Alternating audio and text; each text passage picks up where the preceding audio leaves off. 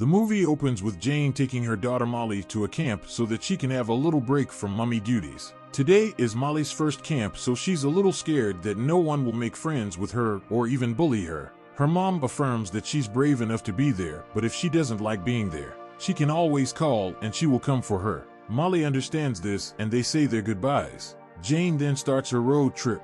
On her way, she was dying to have a cup of coffee. She stops at a nearby coffee shop and upon entering, she sees no one there. She tries calling out for them and ringing their bell, but when she doesn't hear from them, she drops her money and makes the coffee herself. As she sips the coffee, she hears a voice behind her. She turns only to see a man behind her saying he'll have a cup of coffee too. When she tells him she doesn't work there, the owner of the place comes out from nowhere, mentions her name Jane, and gives her an apron to put on. She puts it on and starts seeing the people around her. When she notices what she's doing is wrong, she rushes out of the place and meets a man outside. He takes her inside, questioning her about the whereabouts of another man.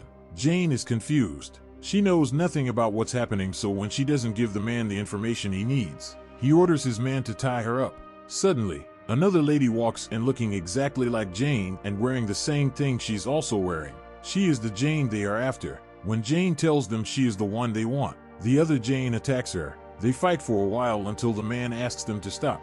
He then tosses a coin and asks them to choose between head and tail. Jane, Molly's mom, chooses right and continues her journey. In the next scene, Jane is recalling the memories she had with her ex-boyfriend, Teo. She then calls Teo and tells him she's coming over. He tells her to meet him at the seashore. When Jane gets there, she recollects the time she used to spend with him there. Teo approaches her and invites her to see his show tonight. He is the leader of the band. He introduces her to his band, and when it gets to his girlfriend's turn, she pushes him aside and gets touchy with him just to make Jane know that Teo is occupied now. A few hours later, Teo's show begins. Jane watches them, especially Teo, shaking his body to the beat. The memories keep coming to her until the last one, when Teo said he can't continue with her anymore. After the show, she sits alone beside the bonfire. Teo sees her loneliness and joins her. As they talk more about their failed relationship, Teo apologizes for not loving her wholeheartedly back then and explains that he was never himself around her. Jane accepts it and says she was even okay with the love he portrayed. She then thanked him for all those times they shared, and they parted ways forever. In the next scene, we see a happy and carefree Jane on the road, playing music aloud and dancing to the beats. That night while driving, she receives a call about her friend, Sybil. She is in a dire state of health, and if Jane has any goodbye messages, she can visit her at the hospital. Jane tells the caller she's on her way there, and just when the call ends, she starts seeing herself dancing with Jane. When the dance ends, she receives another call that she is dead. Jane spends the rest of the night sleeping in her car. Meanwhile, her friend lies on top of it. In the next scene, Jane is riding on a lonely road. She comes across a hitchhiker and picks her up.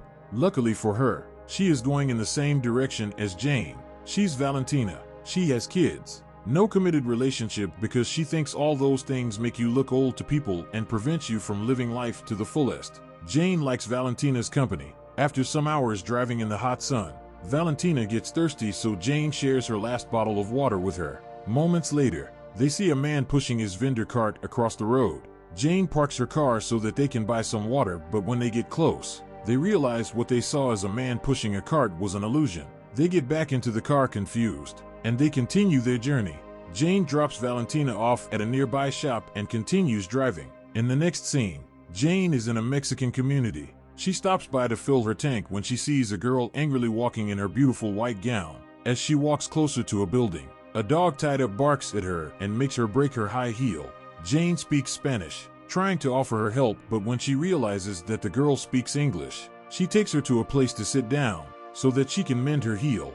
Jane gets to know her more. She's Rose, lives with her grandma, who is always infusing Mexican culture into her, teaching her how to cook Mexican food, making her dance to Mexican music, and always trying to speak the language with her. Rose breaks the high heel again, so this time around Jane offers to get her a new pair. As they walk through the market, Rose opens up more about how she's not able to speak Spanish because her peers always tease her for that. Jane assures her everything will be fine and gets her a pair of shoes. They later go to a local restaurant to eat some Mexican food.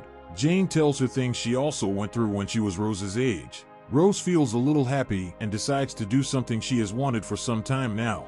Rose dyes her hair and learns how to dance for her quinceañera. Rose later takes Jane to the top of a building and tells her to let out all the hate she has for some of her friends. She lets it all out, starting from a friend that snatched her boyfriend in high school, then to herself for always caring too much about what people think about her instead of caring for herself. They both feel happy about it and scream to let all their pain out. Rose goes back to her quinceañera and Jane also continues her journey. In the next scene, Jane meets her ex-boyfriend, Michael. They exchange pleasantries and talk for a while like old friends. Michael takes her for a long walk. They talk about Molly for a while and talk more about their relationship statuses. Jane is single, as we know, and Michael is married with kids. When the conversation gets deeper, Jane opens up about being hurt when Michael refuses to reply to her messages. He offers an apology for doing that and confesses that he still loves her after all these years. He is even ready to run away with her, leaving his wife and kids behind. Wait,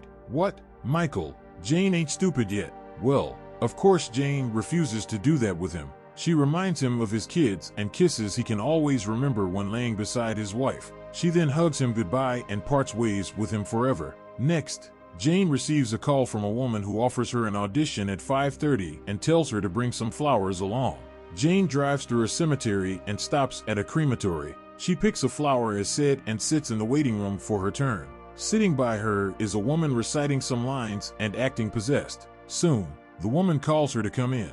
When the audition starts, all the woman does is make Jane open and close her mouth several times. She then asks her to stretch her arm, and when she gets closer to Jane, she pierces all her fingers with a sharp tool. When she is done, she asks her to open and close her eyes, and when she does, the blood and marks on her fingers disappear. Jane then starts acting possessed. She screams hard and ends up in an elevator. Afterwards, a woman and a little boy join her. They stepped out of the elevator before her and entered her car to leave. When Jane tries to talk her into giving her car back to her, she doesn't give her attention and drives away. Jane finds her way back to the spot where the woman first called her and jumps into one of the cars so that she can be sent back to town. At the end of the movie, Jane picks her daughter from the camp, which she says she enjoyed so much because she always went swimming in the lake.